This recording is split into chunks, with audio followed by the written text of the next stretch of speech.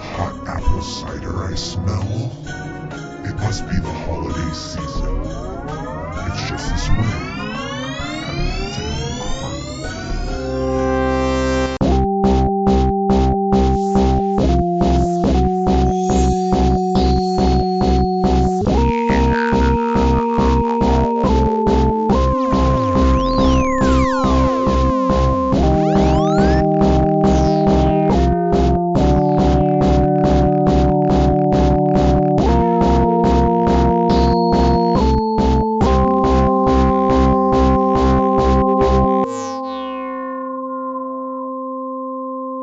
What's up, everybody? Welcome back to the Dim Carnival. I'm Bill. I'm Steve. And I'm Ryan. And we are back and definitely didn't have a break between the episodes that we recorded. Thanks to everybody for sticking with us. We appreciated all the kind words on our Instagram account, lamenting the fact that we were taking a break between episodes. So we hope that you've been enjoying the first two parts of the second Bizzar, and Sadly, we're going to tune in this week with our final episode of the Bizzar opus. And then next week we will get into Twisted Freak Show, their second album, more or less. And that'll be interesting. But for now, we're going to talk about Bizzar. But while we were gone, a couple little titty bits dropped in the Insane Clown world. And first up is the fact that in January and February, Violent J and Shaggy 2 Dope are going to be doing parallel solo tours, crisscrossing the country literally. Violent J will be starting on the west and moving east, and Shaggy 2 Dope will be starting in the east and moving west. It's very interesting. It's a very interesting tour that they're doing. This is, of course, they are doing their holiday Christmas ballas shows. Right. In Detroit at the Lotus Pod, but the E and J tour kicks off on New Year's Eve, and it's Isham and Violent J will be the two performers on this Violent J solo tour, starting in Albuquerque on New Year's Eve and running through Juggalo weekend in New Orleans, where the two tours will meet up. So that's fun. Wow, fun. Albuquerque. Yeah. And a special Violent J solo EP called Black Eyed Kids will only be available at the Violent J meet and greets on those tour dates. And then 2 Dope will be on the FTF OMF tour as each of his albums continues to become more profane. And he will be touring with Ouija Mac. So each of these guys are bringing a down label mate with them on the tours, and Shaggy's begins on January 10th I accidentally clicked out of the page, so bear with me for a second here. January 10th in Ohio. So interesting. Beautiful. He'll be going to Ohio, Missouri, Kentucky, Indiana, Georgia, Florida. So he's going starting in Ohio, going to the south, and then up to Jersey, Pennsylvania, Massachusetts, New York, and then going back to the Midwest and then out west. So his route is a little bit more circuitous, but yeah. That's awesome, man. Sounds like a good time. Violent J's show in Los Angeles is going to be on a Friday, so I'm probably going to check that out. Jay's is either on a Tuesday or a Wednesday, so I might check it out. We'll see if I manage to convince Ryan to come up and go to the Shaggy 2 Dope show with me. I'm guessing not. But the Big Ballas Christmas is going to be happening.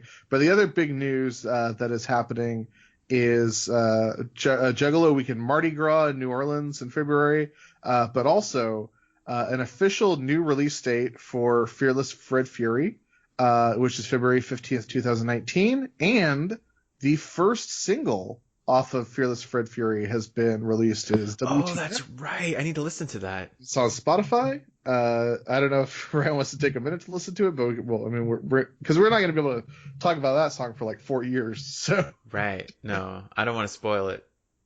Yeah. I listened to it. What'd you think? I liked it. Yeah, I liked it too. It's kind of a new sound, huh, Pete? Steve. Sorry. Yeah, which is funny because what made me even go listen to it is I follow a few other podcasts on Twitter, and this one gentleman I follow had was saying that a lot of juggalos were saying it sounded like terrible. And so I was like, well, I gotta listen to this. And so then I listened to it, and I wrote back. It's the Murder Mayhem Show is the guy with the podcast, and that's the name of his podcast. I wrote him back, and I was just like, it doesn't sound like terrible at all to me, but that song is nearly, I mean, it's a 19-year-old song, and if it did sound like that, is it really that bad? I mean, that's 19 years old.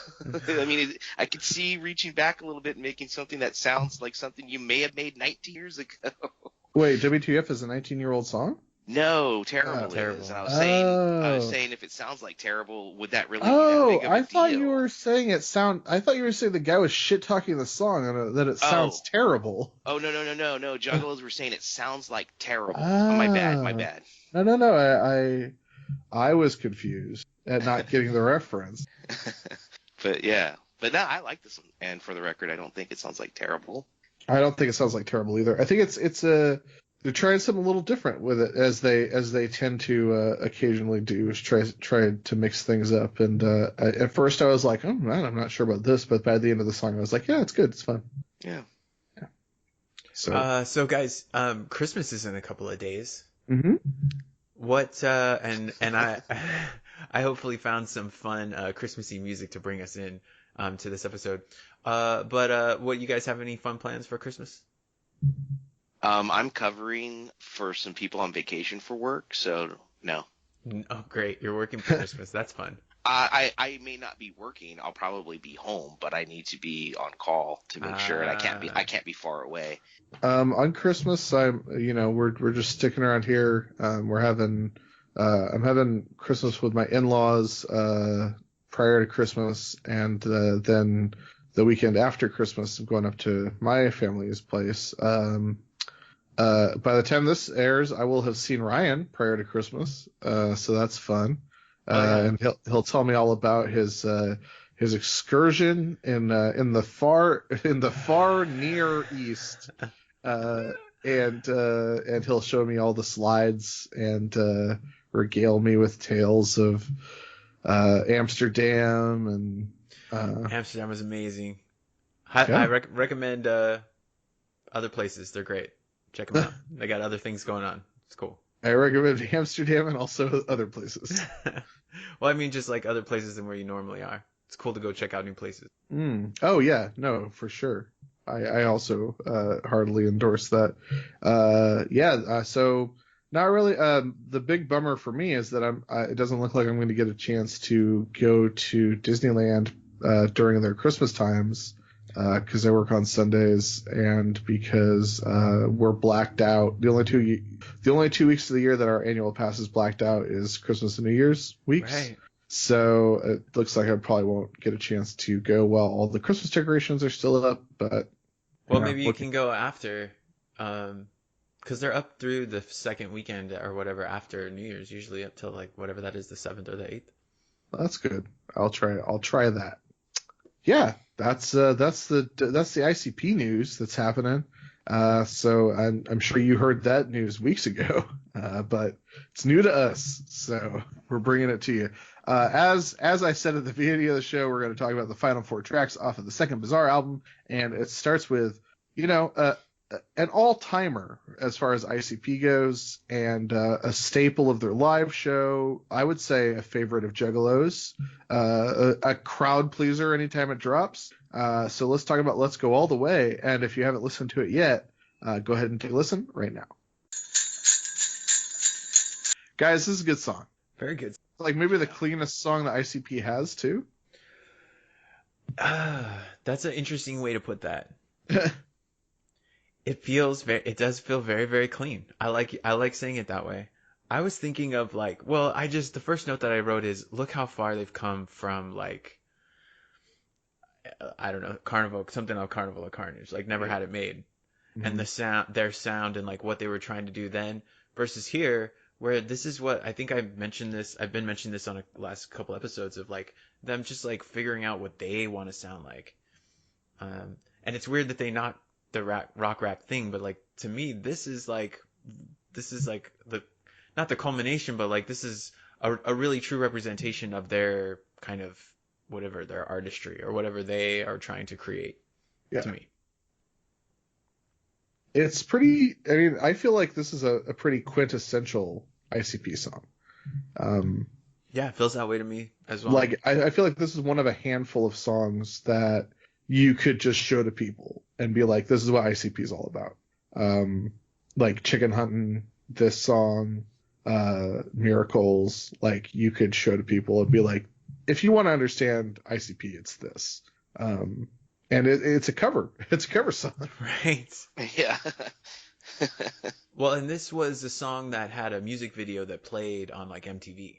Yeah. And the music video we definitely have to talk about because the music video is so spectacularly the year 2000 that it's amazing. It's like basically the exact same video as like Smash Mouth's All-Star or like an Offspring video. It's like, hey, we're going to go to that one like Edward Scissorhands neighborhood that everyone in the year 2000 filmed a music video in, and we're going to have this cast of crazy colorful characters marching down a street, and we're going to film it with a fisheye lens, and it's going to be great. And it's like literally every music video that you saw that year was this video. That's awesome. And what's great is like the video that exists on YouTube for this video is like it has like the MTV spanking new bug on it. Yes. Oh, I love that. Well, so this was the tail end of my relationship with ICP, right? This is when I was kind of winding down, but I was still fully into it. I mean, I guess I wasn't fully into it. I was still really feeling it though. And I actually heard this song on the radio when I was driving home from school when I up in college. And it made me upset, and I called the radio station to complain about them playing ICP on the radio because I was like, Juggalos don't want to hear this shit on the radio. You know, this is underground. You were snitching. Well, yeah, and then Snitched. Well, I mean, I don't know. I thought that maybe they would put me on the radio and be like, you know, this is funny because this guy who's claiming to be a juggalo is complaining about us playing the song for a band that he loves. Mm-hmm. But they were like, the person who answered was like, we'll tell their record label to stop making us play the record then. That's awesome. They're just a dick to you. Right. You'll shoot your eye out, kid. I like, so this video was aired on MTV, and they decided to organize their Day of Leanda. I don't think that we've talked about this on the podcast yet. Is that correct? We have not talked about this? I don't believe so. Okay. And so they were gonna organize their Day of all or nothing victory. So they told Juggalos, hey, on this specific day, apparently it was December 8th, 2000. They said on this day, every Juggalo is gonna call TRL, and you're going to get Let's Go All the Way on TRL. And it's going to be, we're going to blow up the phone lines. We're going to get this on TRL. We're going to put it at #1. And Psychopathic organized a bunch of Juggalos and a bunch of Psychopathic employees. I believe Rude Boy was involved. And they all drove up to New York City, and there were apparently hundreds of ICP fans outside of the TRL. You know, in Times Square, they would be like have fans out on the ground, and they would shoot out through the window. If no one's ever seen TRL, this is how it worked. MTV was up in one of the buildings, like above Times Square, and they would shoot down out of their windows, and they would see all the people on the street holding up signs and like wearing band t-shirts and stuff. So all these people showed up, and they stood outside TRL, and they were ready to just like go nuts and fully support ICP. And about half an hour before the show began, Viacom security guards at NYPD took all the Juggalos, and they're like, all right, we got to move down here. So they moved them further down. and they pushed all the Juggalos out of camera shot, and the Psychopathic and Island was informed on December 8th. They were like, look, you guys had a bunch of fans call in to put the show on, but the show is not up for consideration for TRL. Like, there's a group of videos that are allowed to be voted on for TRL, and this isn't one of them. So, oof. Yeah. Kick them straight out. Yeah. They MTV got to pick and choose. It was all a scam, basically. Don't believe their lies. It wasn't Right. viewer choice at all. So are you telling me that Tom Green didn't win the #1 vote with his butt song? Look, they should call it. Was that enough information? They Sorry. should have called it Partial Request Live. It's like Pimp My Ride, where they say, or like whatever, one of those car fix-up shows where they say it's like a community member, but it's really one of the producer's cousins. Like, you can't get your car on Pimp My Ride, you know? It's not just a regular person. Also, none of those cars actually worked. Yeah, right. They were all inoperable. Yeah. They're like, we took your piece of shit car and we put a bunch of flat screens on it. And here it is. We got to take all these flat screens back. Sorry. Your car doesn't work anymore. But Now you So- owe us $50,000. So I really love how much they cover, all the ground that they cover in the lyrics of this song, and all the different types of inclusive statements that they make to let people know like who's included in their philosophy of life and that it's everyone. But I'm curious, do you guys, is there any ambiguity to you guys? Where are they going to in the song? Is there a place specifically that you think that they're going all the way, man. like home base? I think that there's two ways to look at it. One, they're going to the Dark Carnival. Okay. Okay, three ways to look at it. One, they're going to the Dark Carnival. Two, they're going to Shangri-La, which they don't really know yet, but, you know, it ends up being that that's Six Jokers card. So, hey, retroactively, Shangri-La. I think that the answer, though, is just like, hey, come with us. Okay. I think that you're right. Well, so he says, ain't nobody left out, everybody gets to go. Mhm. And so that line makes me think, because at first I actually never thought too much about it. I thought it was Shangri-La, but not everybody gets to go to Shangri-La. So then I thought maybe it's just they're taking them to the Dark Carnival because everybody has to go there to be judged. Yeah. Yeah, and so they're just walking along. They're like, come on. It's Pied Piper shit. Everybody goes. Come on. Guys, here's one thing that we got to be clear about. There's no syphilis. No syphilis. Well, he's had it a couple times at this point, Yeah. so, you know. There are the other diseases, but there is not syphilis. All the answers to the questions. It's a place that it could be a reality if you want to make it, and you just have to listen to Violent J and follow along to the Dark Carnival. It's a little bit ominous. But it's great. All you have like, to do is follow me. It's Happy. It's Mr. Happy, and he rides a bike chain. It's so joyous and fun and inclusive, but also like maybe super sinister. Right. But it's great and it sounds good and it's amazingly close to the original song. Let's Go All the Way by Sly Fox, which is somehow an American band. For those of you who don't know, Sly Fox recorded this song, and it came out as a single in 1985 from their debut album. It reached the top 10 in both the United States and the UK. They're a one-hit wonder, obviously. If you haven't listened to the original song, you should check it out. It's pretty weird, especially the video. But yeah, it's fun. It's fun.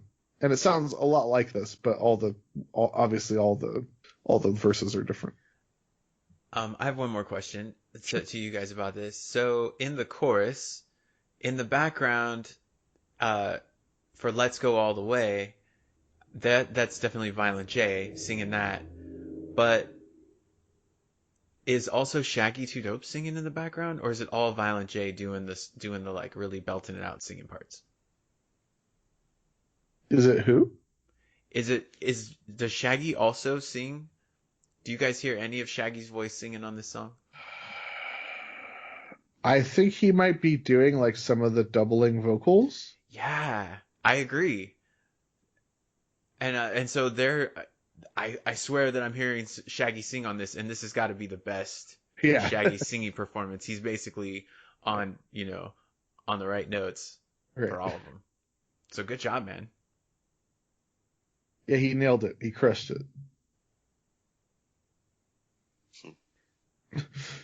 What do you think, Steve? Steve, any thoughts on this song? Oh, no, I love the song. It's a great song. Very uplifting.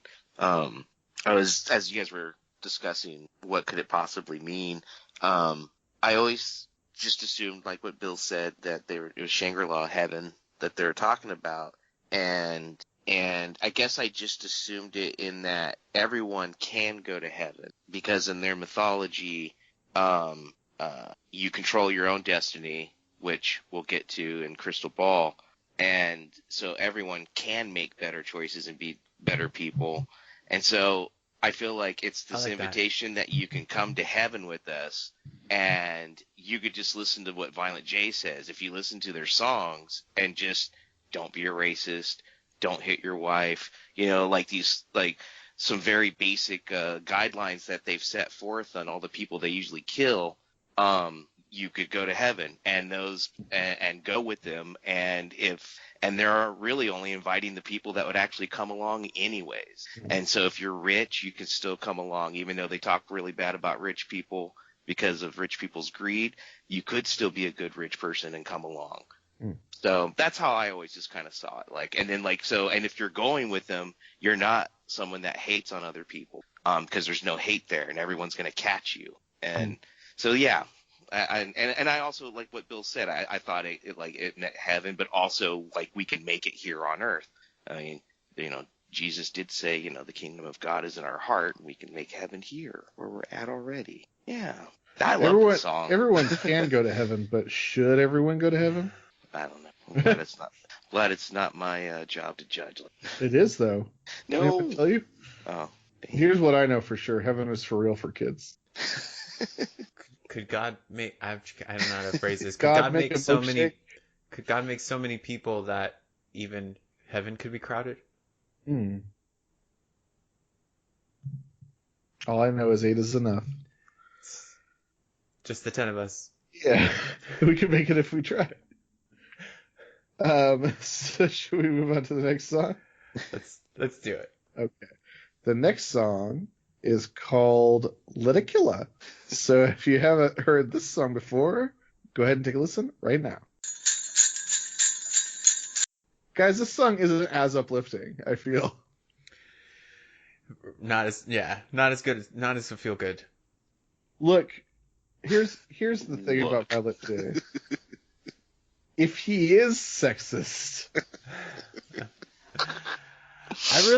I gotta say, when I was 20, I thought this song was really funny, and I thought that it was. I was giving him a lot of slack, on this song, and it's a little bit harder to do that now. Yeah. But I definitely thought there was some really funny moments in this song. I remember listening to it for this podcast. It's the first time I've heard it, more than 10 years, 15 years. And when it started, I was like, damn, this is a song that has all this stuff in it. A lot of stuff that I thought was really funny, like when he makes fun of Old Dirty Bastard is probably having herpes, and in the background they go Brooklyn Zoo. Here's what I will say: he is very sexist in this song, but if I'm sexist, I'm the sexiest sexist. Call me Mr. Sexy Sexist. Is sexy funny. Sex. Like that is undeniably funny. What happens after he says that is less funny. Right? Yeah. Yes. Yeah, absolutely. Look, the ending makes me laugh too, and I don't want it to because it's not funny, but him walking around laughing the way he does at the end in his Yeah, videos. I think this is possibly the first time on an ICP release that we've talked about where he actually makes himself laugh. Because he clearly just makes himself laugh at the end. He says, "Sup, bitch," and then laughs. He's having a really good time. Well, I feel like they really intend for this song to be, I don't know if I'm using this term correctly, tongue in cheek. Like they mean for it to be. My assumption is he sat down to write a song where he's like, I'm gonna write this song and where I think that I'm the shit and I'm so cool when I'm actually really a scrub and everyone's gonna know that I'm joking because I'm terrible. Whatever. They're so self-deprecating all the time. But what it comes across as is like a super defensive, it just shows the frailty of masculinity and how defensive guys get. Yeah, it kind of brings up thoughts that I've mentioned in the past where, like, it sounds like things incels would say. Right, there's some entitlement. Yeah, like not liking a woman because she's so attractive. That makes him mad. Right, but then there's lines where he says, like, he says all of these beautiful women actually fantasize about juggalo scrubs and having sex with them, but they're too scared, so they have sex with, like the celebrity Ricky men. Martin. Well, he says Ricky Martin, which it doesn't hold up as well, Violent J. I think there's a chance that Ricky Martin has pretended someone is Violent J. Not likely, but it's possible. More possible. Now I'm going to write that fanfic. But there's one thing we can talk about here. In the first Bizzar album, we talked about the connection with Sharon Osbourne and them being on the Howard Stern show and the challenge to sell a certain number of albums. And this is where it's like the only place on both albums, if I'm not mistaken, where they explicitly mention her as she was in their mind when they were recording this, because this was the albums that were going to come out because of the wager that they had made. Mm-hmm. So Shaggy basically has a whole verse, half a verse that's about Sharon Osbourne, where he has sex with her in a closet or something. With the lights off. Yeah. And of course they have to use the R word as well. Yeah. Yeah, so they use the R word and the F word. The other F word. Yeah. But I love when he says, asshole naked, I was in the cigar chest. Yeah, that's a good combination of words. Smoking up Cuban blunts with the janitor. I fucked all them hoes a jive. Ask my manager. Yep. Whatever he says, sure did. Well, I can safely say this was not a song I really cared for that much. When I was listening to this album, it was in heavy rotation. Right. For my listening pleasure. This is another song where the music's good. Yeah. Yeah, it's like a well put together song. It's a song I would want to listen to, but alas. Yeah. Almost. I don't want to say that like I was offended back in the day by the lyrics so much, is they just weren't that interesting to me. I didn't think it was too funny. I just like you said, the asshole naked was funny, and then like the way Violent J's talking at the end cracks me up.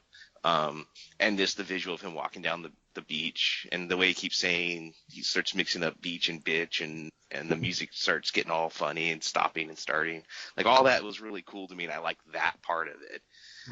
I love when he mixes up the words, always. Yeah. Well, long-time heads will know that Steve doesn't like songs about sex. Yeah, and there's that too. Well, and then in the third verse, he basically says, like, if you want to ride, who do you want to ride with? You want to ride in a Jaguar with Ken, or do you want to ride on the SEMTA bus, which is the public bus in Detroit? So when the woman obviously chooses, like, he's like, I'm a disgusting person, and I've just been saying a bunch of horrible stuff about you. So are you going to get in this bus and ride with me, or are you going to go with the hot dude in the car? And when she inevitably, it's an impossible choice, like there's no way she's ever gonna choose him. And then he's like, oh, okay, well, fuck you then, because he's trying to say like that she sucks or whatever. Right. She's making a bad choice, but he doesn't care because he's gonna just be with the Juggalos. Right. Well, in some ways, this song is like the actual version of like the play I hate his degree commercial. Just because he's got a car, he wants to be driving that bit. It's the ultimate in player Haitian. Yeah. Here's one thing that I think about when I think about especially the end of the song. There's a lot of this song that shares DNA with Dave Chappelle's "These balls are as smooth as eggs" bit. Are you familiar with that? I remember the line, but I don't know the bit. Where he's just talking about how like he wants to it's a very strange bit about how he wants to get his balls waxed because he wants them to be as smooth as eggs, and talking to women and saying like would you suck balls, and then being like that's disgusting, and he's like you didn't let me finish, would you suck these balls? And the woman says, well, these balls are as smooth as eggs, yes, I'll suck them. That's yes. Well, Shaggy is fascinated with balls, right, as we know, and there's balls, a lot of balls, especially when they're long ones. Right. There's just a lot of ball slapping of faces and chins on the tracks that we cover this week. Well, Shaggy stretched nuts be the real name. That's right. Shall we move on to the next track? Yeah. I mean, I'm good with that. What do you think, Steve? Yeah. Steve wants to get on down the road. Let's listen to Juggalo Paradise. If you haven't listened to that yet, go ahead and take a listen right now. I'm sweating again. I always do. Here's another song where Jay needs to take pills, but hot damn, guys, this song is really good. I never really... I really am excited to talk about this song, but I will say that I never really liked it that much when I listened to these albums. The I'm Sweating Again would start, and I'd be like, oh, nope, go to the next one. And I would skip right past it, which is really unfortunate, because it's pretty good. Also, unintentionally, perhaps, I mean, likely unintentionally, there's like a kicking and screaming reference in this song. The Noah Baumbach movie, not the Will Ferrell movie of the same name, where he's like, "Did you get your ass stumped again?" No. Yes. Well, he also does that in Jacob's Word. Right, but we haven't gotten there yet. Right. I just felt like it was similar to that as well. Sure. But this is basically like if the movie The Wrestler were an ICP song. Really? Well, I think it's more positive than that. Just because he gets his finger cut off. Oh. Here I am again, another day. I love this song. It is in my top 5 rotations of favorite songs ever by ICP. It's definitely my favorite off of the Bizaar albums. Very edgy now, Mr. Happy. Nice. And this song has always epitomized what being a juggalo is, and how just I think I may have mentioned this in the past, where I said I wanted to talk about it and I was saving it for this song. I hope I didn't talk about it much, but when I was listening to these albums, it was like I had mentioned before. I do know I mentioned this, that I would talk. It was like the first time I was like openly really listening to it and being able to like share it with people. And so as I like lost church friends and lost not so much that I lost church friends, but like lost the community of what church can be, and that whole crew and that group of people that you have, and they're important to your life. And then I had Bill and a few other friends, and it was like starting over again. Ryan, not too long after that, I met you two and was hanging out with you guys at school over there. And this song just like I was like, this is kind of like my new family, you know. And even though I didn't know too many juggalos at all, I had a few other friends that listened to ICP. But remember that guy David, Bill? Yeah. David. He's like the only other person I know who really ended up liking ICP the way we did out of that group of fellows in that circle. Yeah. But yeah, and what was neat about it was that like even though we didn't know very many people at all that was into this, you knew if you run across people, you automatically were cool with each other. Mm-hmm.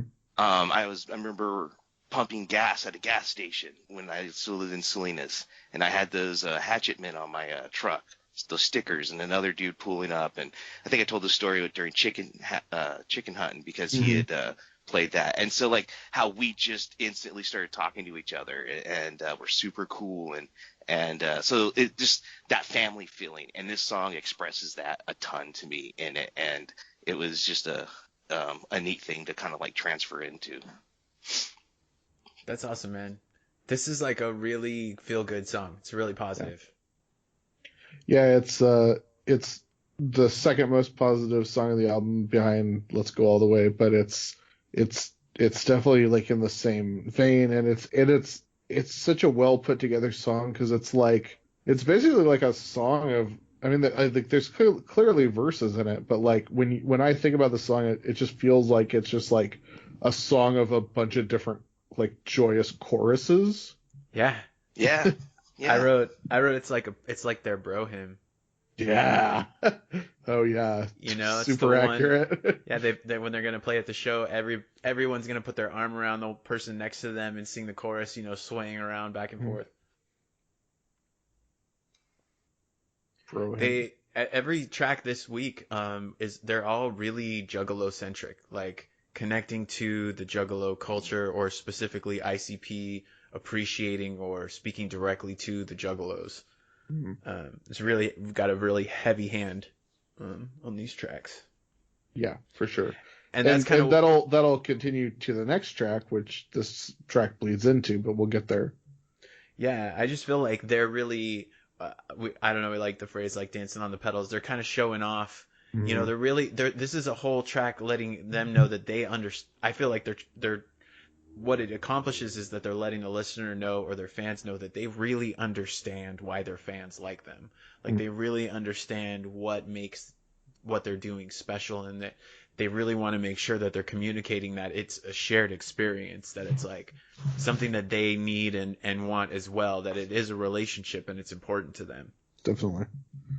Yeah. God, the best. I mean, the verses, like you said, it's hard to distinguish because everything just does kind of almost sound like choruses, but I love when like Shaggy's Riders, Loonies. I love that. Yeah. And then and then like I smoke peace pipes with Indian war chiefs. That whole section right there is just my favorite. I could just sit there and listen to that and it makes me chuckle because it's silly, but like it makes me like, yeah, I could go to work and face another day. Well, yeah, it's a cool. Did you go to Italy and straighten that tower while you were gone? Right. I didn't go to Pisa, but if I had tried, I would have the power of the Juggalos behind me to make it happen. But yeah, that's right. It's such a cool idea for a song where he basically describes a person who is in this shitty social situation where people they're like an outcast and nobody values them, and until they learn about Juggaloism, and now it's for everybody. You're drawn to it because it's just for you. And then we get a specific like Violent J or ICP section where he's like talking about all the people that he kills, but then he says, "I'm just kidding. All I did was," what does he say? Unlock the forbidden. So he's basically, what I read that as, he's just saying, I'm just pushing the envelope of like what's acceptable, right? Like you're not supposed to rap like this on songs. That's all that I did was push the envelope or be controversial. Right. And like the end of the song brings it all back together because he says like he's got to go back to working at Subway again, but now I can see that like no one else, like, well, he says 9 to 5 robot puppets, but he says like nobody else is any better than me. And then he says they're struggling in the world that they chose, but I'm waiting on the wagons of my juggalos, which is pretty awesome. Like and it again ties back to that thing that, you know, now especially in hindsight is inescapable from divorcing yourself from listening to ICP without this lens in a certain way of the idea of like the fact that if ICP doesn't necessarily believe in salvation, they believe in a higher power. So like they believe in God, and they're like the point of this song is like life sucks and it gets really frustrating, but once you understand that like there's a brotherhood, or there's, you know, a greater cause, or there's just like anything else out there other than just this world, it keeps you going. Yeah. Yep. Hell yeah, man. There's another line too that I really like where he says, I don't care what you think, you don't intertwine.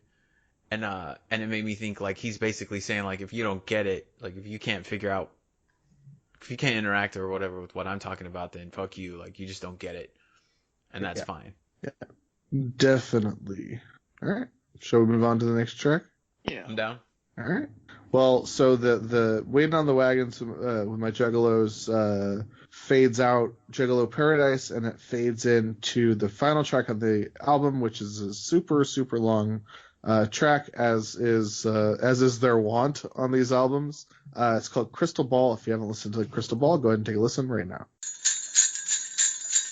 Guys, historically, this is my favorite track off either of the Bizzar albums. I have very vivid memories of riding BART from San Francisco to Oakland and back several times a week, and just like playing this song on my Discman and just listening to it over and over again. And I think that this is one of the most like luscious songs they've like created, like that Mikey Clark has ever put together. I think that the production on this song is incredible. It's so dense, it's so lush, it's so full, and like all the music is fantastic. And then like where it like drops out, and then there's the rain interlude, and then the sung, you know, rain comes down, and then just like repeating the chorus like a million times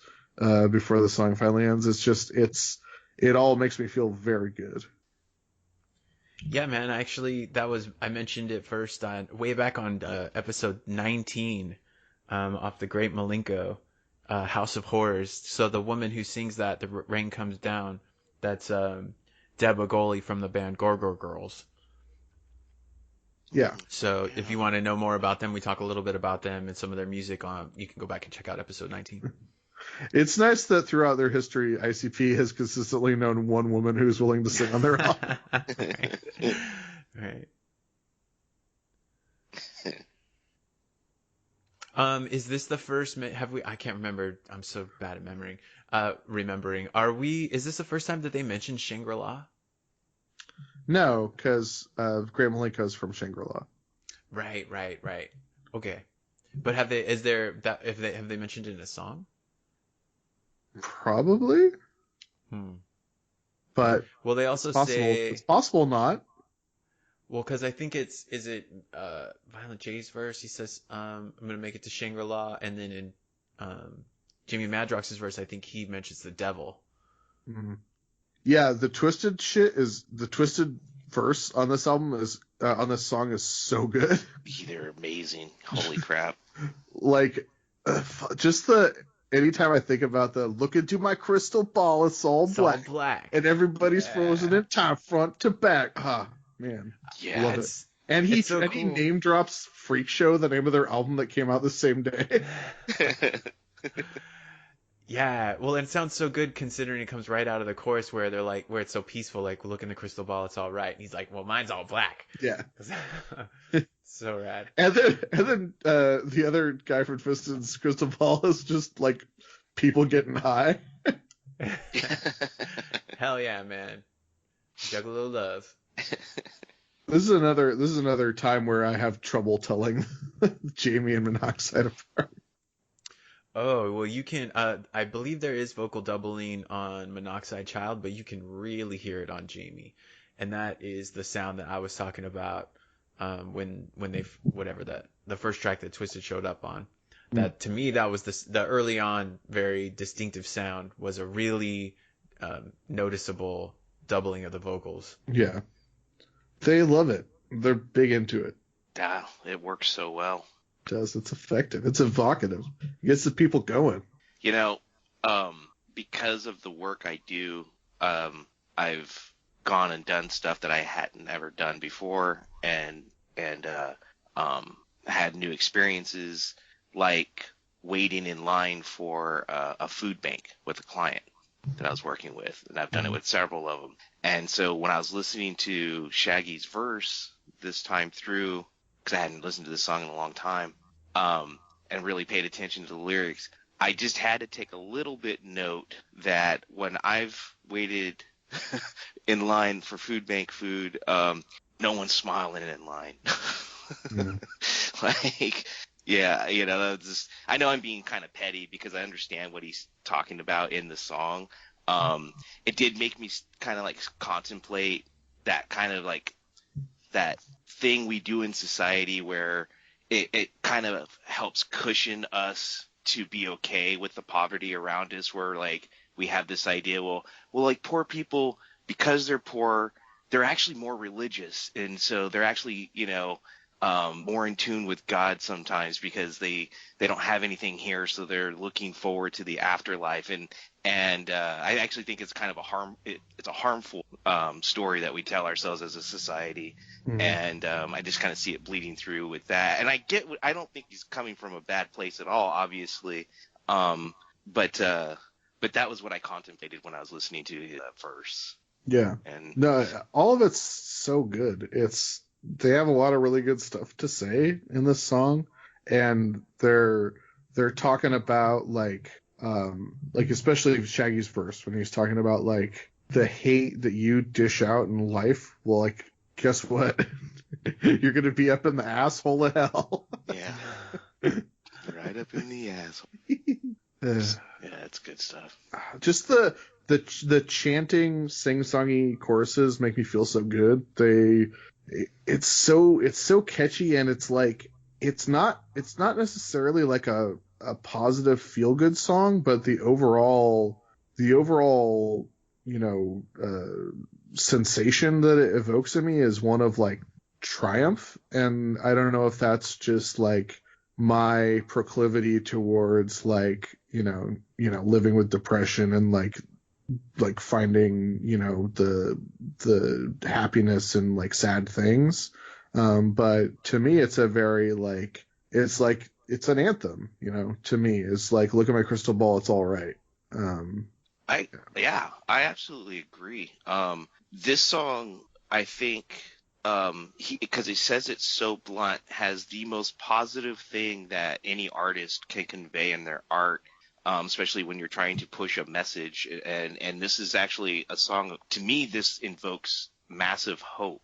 And it even makes me think of A Christmas Carol, the story of Ebenezer Scrooge. And in it where Violent J, he says, you control your own motherfucking destiny. And that, when you hear that a bunch, but if it doesn't ever really resonate with you inside until like you experience it, it's just so true. And it's kind of the most important thing that as people we need to know about ourselves.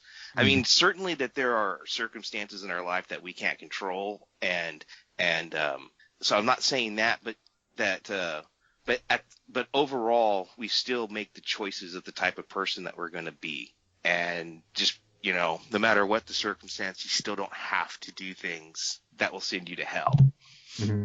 In their mythos. I see so much, like, to me, that's just like a big thing of hope, and I absolutely love that.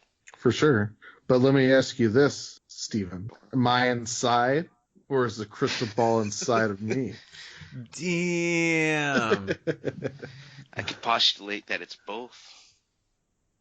I also like, and it's very, it's kind of a bummer given that like Twisted and ICP hate each other right now, but like the all painted up carrying an axe and shit, Juggalo love got each other's backs and shit. Ah, man. Yeah, man. So good.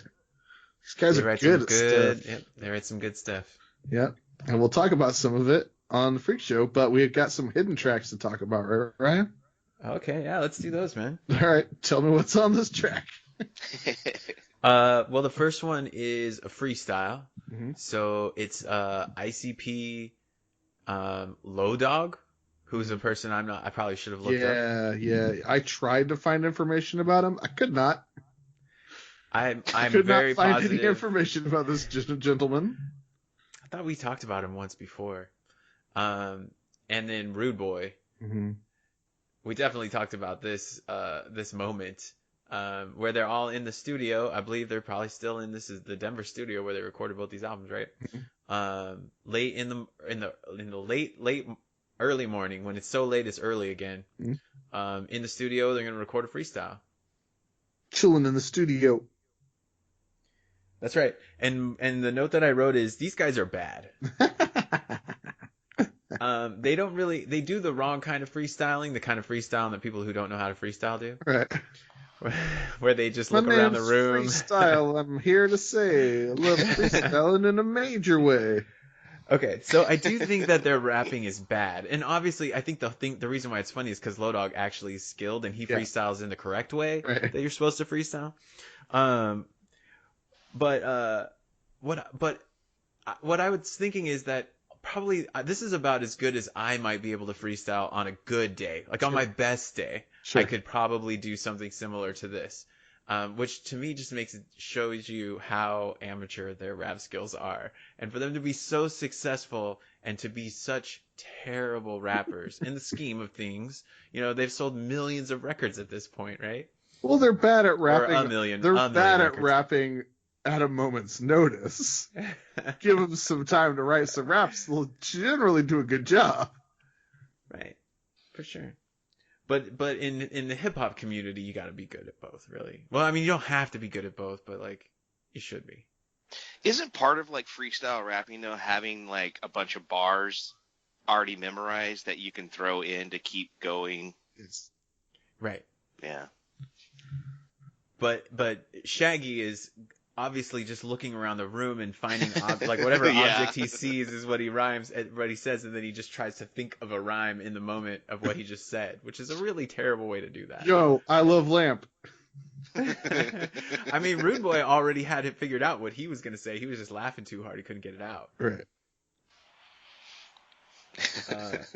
But Low Dog is great.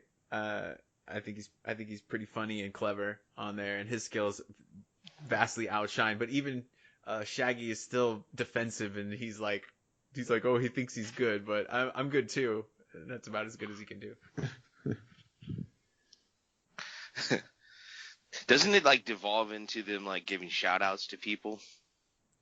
Yeah, and that's something that we mentioned, or I mentioned on a couple episodes, is Violent J being really good at just naming Psychopathic Records employees. But he kind of has been doing it a lot up to this point, so he only has to just add on a few extra names each time. But they really make an effort to get everybody in, I think, on this one. I like that the last one's Steve. Right. He's always got something up his sleeve.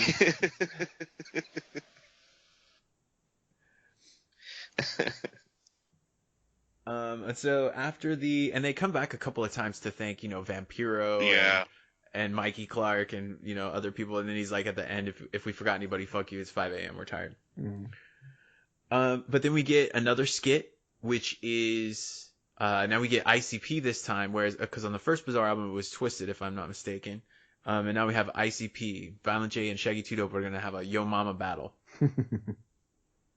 It's the greatest Yo Mama battle I ever heard. These are like at least some of these Violent J is making up on the spot, right? I hope so. Yeah, I hope so. It sure comes across that way.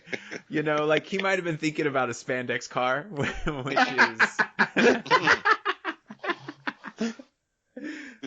I'll pass, then you pass. Right. But the poster Polaroids That's when, he kind of has an idea. He's like, okay, well, your mom's so fat. Okay. That's funny. It's fucking hilarious. I love the mayonnaise on the Tylenol. Oh my god, I died. That's funny. I don't care who you are, that's funny. I died the first time I heard that. I almost crashed my truck. It was hilarious. But I like how they the noises they make at each other as they get worse and worse as they go. Right. It's almost like this is the real life version of the Big Money Hustlers interrogation scene. Right. Yes. Good call. Oh, the jewels? The jewels? Just two good friends having such a good time hanging out. We actually got an email from Jeremy, who mentioned a lot of the same, shared some of the same information that we've talked about on the last 2 episodes. But he had some other stuff. One of the things was that with these Yo Mama jokes, I guess ICP, one of the many ideas or promises that never came to fruition was a calendar that they promised where each month would have or each different day a tear off calendar that would have Mama joke a day Mama jokes. would be pretty good. I would love to see 365 of ICP's best, which I guess would be Violet J's best Your Mama jokes. She's so cross-eyed. She's cross-eyed. She's cross-eyed.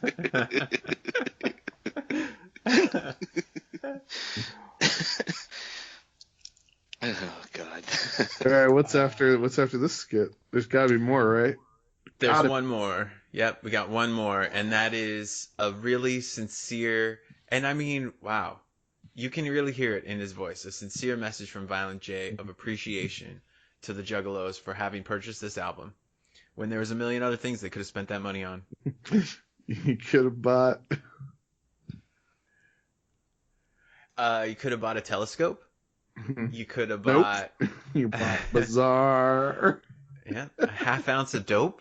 I don't know. That's a good deal. I don't know which kind of dope you're buying, but it's probably a good deal if you get it because of CD's about $15. How much is a telescope? Right. A cheap Yeah, telescope. he talks about going to a strip club too, so that seems a little expensive. Well, but not necessarily. It's like an acoustic guitar. It's a really kumbaya, sit down on the floor moment of him just really giving some appreciation. Yeah, it's nice. It's pleasant. And I like that he says that at the end. He says, "I really hope that you like it." That because this is what it's all about for them, man. Is putting out this thing for people to enjoy. And I think on that note, let us talk about Bizzar versus Bizaar. So although historically my favorite tracks or my favorite track off of either album is Crystal Ball, I really think that the first Bizzar album is much better than the second Bizzar album, and I know that Steve feels the opposite. But let's talk about this a little bit. Which album do you prefer and why? Do you want me to go? Whoever wants to go. Well, like you said, I've already expressed that this is the Bizzar album I like. I've listened to it probably for every 4 times I listen to this album, I listen to the other one once. It just has more songs on it that I like. So, I mean, there's good songs on the other album, don't get me wrong, but I felt like this album was an album that I could play almost from beginning to end and really only skip once or twice maybe, So yeah, I just because of my love of Mr. Happy and Juggalo Paradise, I just can't help but just say, 2 songs that rank up as being some of my favorite all-time ICP songs. I just I'm going to be biased in the albums that they're on. I feel like the first Bizzar is super front-loaded, and I feel like the second Bizzar is pretty back-loaded. Because I think that, Rainbows and Stuff is in there, but like Take Me Away, Fearless, What, Still Stab, and Tilt-A-Whirl, We Gives No Fuck is like the strongest you could possibly start an album. And then it sort of falls off, and like Pendulum's Promise is just like a not as good version as Crystal Ball, and like Behind the Paint's fine, but like Please Don't Hate Me, My Homie Baby Mama, whatever, I don't care about those songs at all. But like the second Bizzar, like I don't really like the Bizzar track all that much. Cherry Pie I don't like. Questions and Radio Stars and If, like Radio Stars isn't really a song at all. But like you've got Mr. Happy and My Axe, but then like Let's Go All the Way, but then you got Let It Killa, and then Juggalo Paradise and Crystal Ball, and the album really strong. But like in the second half of the second album, you've got My Axe, Let's Go All the Way, Juggalo Paradise, and Crystal Ball. And to me, the second album has like really, really strong songs, like arguably probably the strongest songs of either album, but it's so disjointed. Like there's so many tracks that I skip in between the good tracks on the second album that like I feel like if I put on the first album, I can just let it play for like 8 or 9 tracks and like be good. I was gonna say exactly the same thing. Like I feel like the general quality song to song on Bizzar is one. Well, not that the quality is better, but I'd say that in general I like the songs more song to song on Bizzar. But that there Which are one? individuals. Sorry, the first Bizzar. But there are. You can hear my voice. Bizzar. Bizzar. But the songs that are good on the second Bizzar are excellent. Mm-hmm. And I definitely didn't appreciate it for what Steve liked it for until, and that's why I've just really appreciated listening to him talk about it these last few weeks, because it really made me think about it in a different way. Like it didn't ever get me fired up as much as the first one, and I think that's because it's a lot more positive, and those things that Steve is saying, like being able to share it with other people and have these other songs that are actually really positive. And what it meant to him, it makes me appreciate it so much more. So I don't know, man. And like other songs, like Mr. Happy or whatever, I like those songs, but going back and listening to them now, I like them so much more even than I did back in 2000 when this album came out. So I was really surprised with how much I like some of these tracks now. Well, luckily, this is all one album. But like, here's the thing, guys. Like, imagine if we had the power to do like a re-release of Bizzar with like only the good songs, or like one album of like just the songs we like on it, and then another album of like the instrumentals of the songs we don't like on it. Like, how rad would that be? Yeah, I don't know, man. I think it's so cool, and I actually really I'm thinking about getting the physical CDs again because of all of the work that they put into the liner notes. Yeah, there's like the games and cool game, like a board game 3D shit. 3D glasses that don't work ever, and like yeah, there's a lot of fun stuff in the liner notes. Yeah, it's a cool thing that they did for this record, man. Yeah, and I love the covers. Yeah. I absolutely love the covers of these They albums. got the foil stamped eyes and question marks on there. They're great. Yeah, they look great. Are you guys gonna pre-order or are thinking about doing any of these Fearless Fred Fury bundles? We gotta buy the record, right? Record or CD? Well, I mean, I would buy it digitally. I'm not gonna buy any physical records anymore. Except for the Bizzar albums, maybe. Right. Well, I'm just saying because they got like deals out where it's like you get like they got bundles where it's like you can get the CD and the album and like a bandana and a pin and shit. Like, I saw that. I generally don't want all the extra stuff. I think it's cool that they do that. I think it's cool that they do that too. Yeah, and like a different version of me wants all that shit, but I'm trying to. I was bummed because in Detroit, because I don't live in Detroit. And like on Black Friday, they like all weekend they like posted up at this record shop, and they're like, yeah, hockey jerseys $40, and I'm like, what the fuck is happening? Yeah, man, that seemed pretty rad. Yeah, like t-shirts $10, hockey jerseys $40, hoodies are like 20. Like, what the hell? Their merchandise is always good. I always love all their merchandise. I always like consider a hockey jersey, and then I'm like, well, I don't wear a normal hockey jersey anyway. Like, I don't wear anything that they make. right. But I love it all, and I love looking at it all. It's good. You don't wear hoodies anymore? Yeah, but well, of course I wear hoodies, yeah, and t-shirts. You wear their Slamfest shirt that you bought. It's my favorite shirt. I wear it all the fucking time, all the time. Yeah. Yeah, it's not because I'm embarrassed of ICP or anything like that. It's just that they generally have like clothes for, I don't know, like bigger like hockey jerseys and BMX jerseys and stuff like that. I don't wear those kinds of clothes. Oh, I completely forgot. So we were talking a few episodes back about whether they were in Hot Topic or not. Right? Did we talk about this? Yeah. Oh. No, we didn't come to a resolution. Oh, so it turns out I saw an interview with them. I can't remember where I saw it. Somebody shared it with me, where they were talking specifically about that they were like one of the top selling groups of merchandise in Hot Topic. But when they got released, when Juggalos got added to the list of gangs, Hot Topic completely dropped them. So that was a real impact on them. From that shit. And that's why they don't have it in there anymore. That sucks really bad. I'll tell you what, guys. I'm looking at psychopathicmerch.com, and it says this is our Christmas episode. In a way, I have to mention they have all the Joker's cards Christmasified on shirts, and they're pretty dope. Whoa. They're pretty good, guys. They're like the Joker's cards in Christmas colors with like a bunch of snowflakes in the background. It's very good. They also have some Wicked Clowns and Hatchet Man faux ugly sweater t-shirts.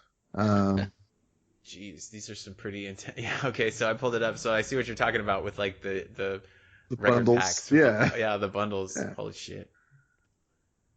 Maybe I'll get the records. Yeah, I'm saying. Okay, yeah, these Christmas ones are pretty awesome. They're cool. Like the riddle box where the riddle box guy's got a Santa hat on. Like, come on. Yeah. That's really good. This is our podcast where we just look at the ICP merch store, talking about the stuff we trim. I can trim this down. Yeah. Well, I got one more thing. We got another email, or included in Jeremy's email. He let me know about another podcast that actually started in January, at the beginning of the year, around the same time as us.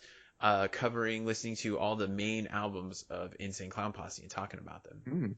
Interesting. And I haven't listened to it yet, but Jeremy said he burned through. I think they cover everything. Well, it's 6 episodes. The first 6 Joker's cards, I believe. And he said he marathoned them and that he enjoyed them. So I'm going to give him a plug. It's called Think Outside the Box Set. Nice. And the web address is boxset.fireside.fm. Maybe I'll try to put the link on the Dim Carnival Podbean website.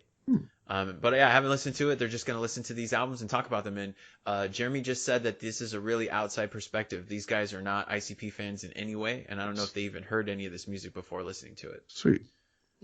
So yeah, that might be something that's a little bit interesting to listen to. And while we're shouting out people, I do want to once again give some props to MC Lars, who is a great nerdcore rapper, and he has an ongoing YouTube series where he talks about various ICP albums, and it's very good. So check that out. It's shorter than our stuff, so if you don't have much time, go check that out. Oh, and one more thing from Jeremy, because the dude's always got my back. Florida Joe. So at the skit at the end of Questions, which we talked about last week, there's a character that Violent J does where you can't understand anything that he says, and he comes in and he steals the beer from the guy. There you go. That's Florida Joe. So on YouTube, you can look up Florida Joe, and there's a couple of videos that Shaggy shot where Jay's doing that character, and they're pretty funny. Nice. Good to know. So thanks for all the info, Jeremy, as always. Appreciate it. Yeah. And hey, you know what? All you filthy animals out there have a very Merry Christmas. And if you want to, well, it doesn't really support the podcast, but like if you enjoy us, you enjoy what we do. My first backup story for the official WWE comic book at Boom Studios, that's out. WWE issue number 23. I got a 2-page backup story in there. Got another 2-page backup story in WWE 24, which is coming out the next month. So yeah, check those out. I got more on the way. It's amazing to me to actually have something that I've written be in a comic book. My name's on the cover and everything, and that's why. Hell yeah. Yeah, I saw that. Fucking awesome. So- When dude. I was looking at it, I was just staring at your name. It's like, oh, I know him. Yeah. It's like when I saw Three-Headed Shark Attack for the first time. Well, thank you for that. Yeah. But a little bit bigger even, man. Sure. It's so wild. So yeah, Boom Studios, thanks to them. They're awesome. I also, if people aren't aware, I have a weekly show where I have a weekly AfterBuzz TV show where I co-host the NXT After Show. So if you like what I've had to say about pro wrestling and you want to check out me rambling more about pro wrestling, it's on AfterBuzz YouTube. Every week we're live after NXT airs, so 9 Eastern, 6 Pacific. Check that out. It's also archived if you want to go check out some old episodes. Check that out, youtube.com/AfterBuzzTV. That's all I'm going to plug, but thanks to everybody for listening as always. Check us out on Twitter and Instagram, Dim Carnival. Ryan's always doing good work over there. And Hey, Bill, yeah. what are we going to listen to next week? Did we talk about that? Well, we are going to talk about it, but you can email us at dimcarnival@gmail.com. We talked about it at the top of the show. We'll talk about it here at the tails. Tops and tails. Next week we are listening to Freak Show. We're not sure if we'll be able to get through it all in one episode. It might end up being 2, as happened with most Tasteless, I believe, was 2 episodes. Is that accurate? Because, I mean, we're not sure really how much we're going to have to say about Freak Show until we actually dive down into it. So Freak Show, ICP's Twisted second album, which came out on Psychopathic Records on the same day that Bizaar dropped. There was also supposed to be an Isham album that day, but whoops. So we're going to talk about Freak Show, and then if you want to even listen ahead further, the episode after we're done with Freak Show, we will start diving into the first Dark Lotus album, Tales from the Lotus Pod. The Lotus Pod. And what we're going to be doing, since there are 2 versions of Tales from the Lotus Pod, we are going to be listening to both versions. As we go track by track, we'll talk about the differences between the Mars version and what Violent J calls the definitive version, which is the yellow cover or gold cover, which is the version that appears on Spotify. If you can't track down both versions, that's totally fine.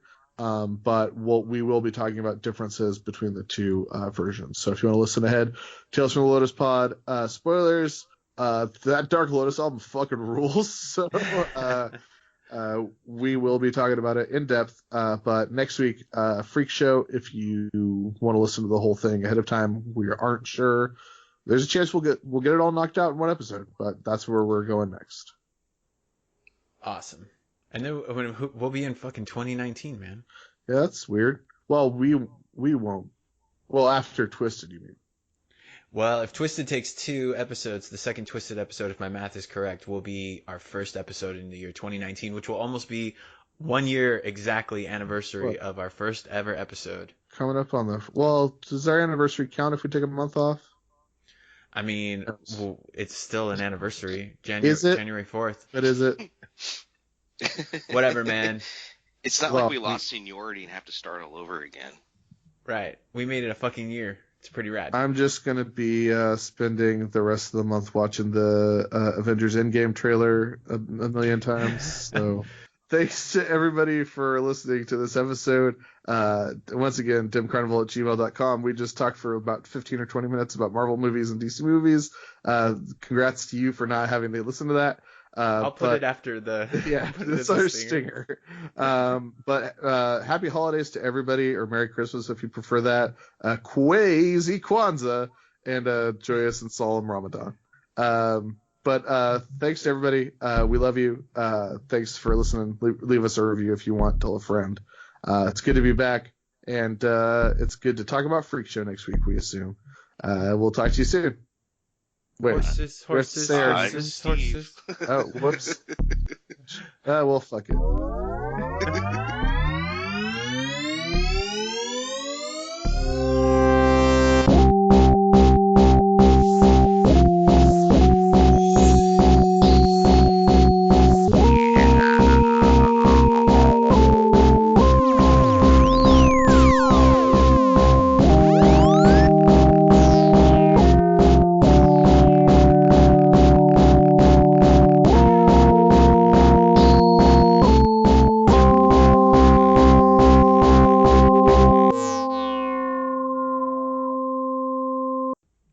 the second Captain Marvel trailer as well?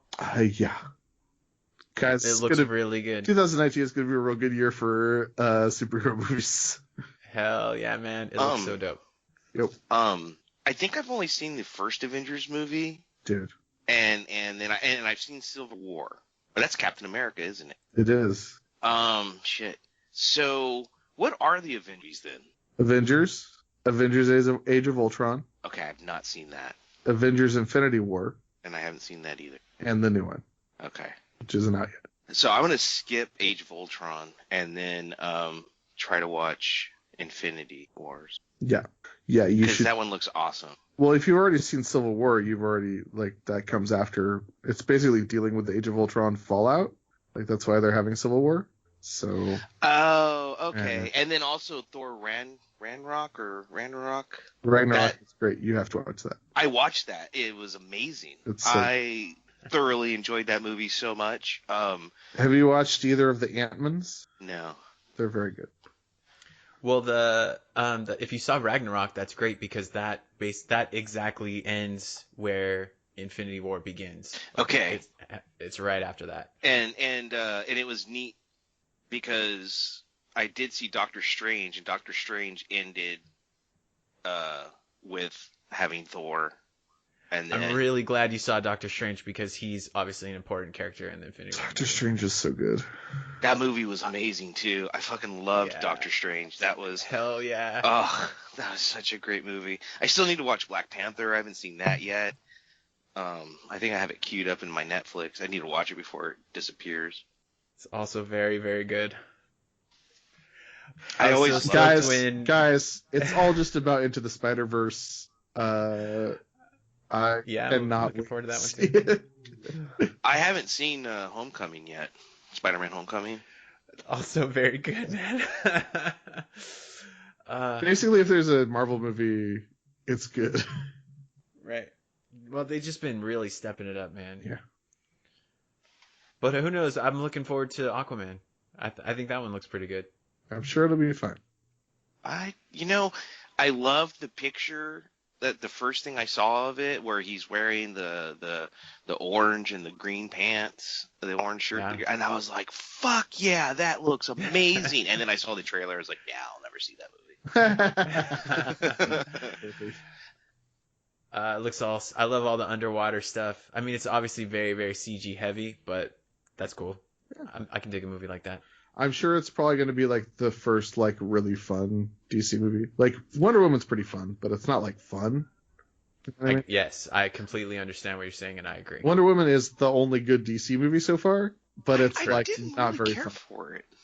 Ooh, that's interesting. But you gotta admit it's a big step up from every other DC movie. Yeah, I mean for sure, definitely. It was just still kind of boring to me, like all DC movies. Mm-hmm. Well, I shouldn't say all DC movies, but I have a hardest time getting behind DC characters outside of Batman, and even then I'm like sick of Batman. So yeah, Batman's like one of the least interesting DC. See, I don't like any of them. I hate Superman. That's what makes me hate the DC universe. I'm bouncing around. I have some graphic novels that I've held on to for years and never started reading, and one of them's Crisis on Infinite Earths, and I keep trying to start it all over again. And it's George Perez is one of the writers, and I know he writes good stuff, so it should be a great series. But it's just not only do I hate Superman, but there's like fucking 10 Supermans in this. Yeah, that's why they had to have it. Yeah, no, I know, I understand that. Yeah, but it's funny. But yeah, I don't know. However, what I did start doing, and it was completely unrelated, is I had been holding on to the first Sandman, Neil Gaiman's Sandman. And I have like the first 8 issues in the graphic novel, and it's like issue 1 of a 15 volume set. And so I started reading that, and then a few weeks ago, and then come to find out like it was the 30th anniversary of those coming out. Mm-hmm. And let me tell you, I'm sure you guys have already read that stuff, but holy shit, that's good stuff. I haven't. Oh, you haven't read Sandman? Oh, I intend one day to read all of Sandman. I just haven't gotten around to it yet. Yeah, well, I I know I'm gonna like it. yeah, I've read everything I've read by Neil Gaiman. I love. yeah, he's fucking great. Good Omens coming soon. Hell yeah! Mhm. Oh, so excited about that. And are they gonna make? I've been meaning to look up about the second season of American Gods. I believe they are. I thought they Yeah, already made that 2 should be coming seasons. I think they already Oh, made 2 seasons. Yeah. Oh, I just didn't even know if the second season was out yet. I thought you didn't like the American Gods book, Ryan. It's probably my least favorite of the books that I purchased to of his that I bought to read, but I do really like it, and I've read it multiple times. And the show's good. The show's really good. I Nice. enjoyed it. Yeah. I had Oh, a there's great only time 8 watching it. episodes. Hell yeah, I can get behind that. Right. Guys, let's go all the way. Who knows if any of this appeared on the episode, but Nope, it sure didn't. okay, sweet. Yeah, I assumed we were done. So. Well, Wait, thanks we to- haven't. Yeah. We haven't sorry. signed off.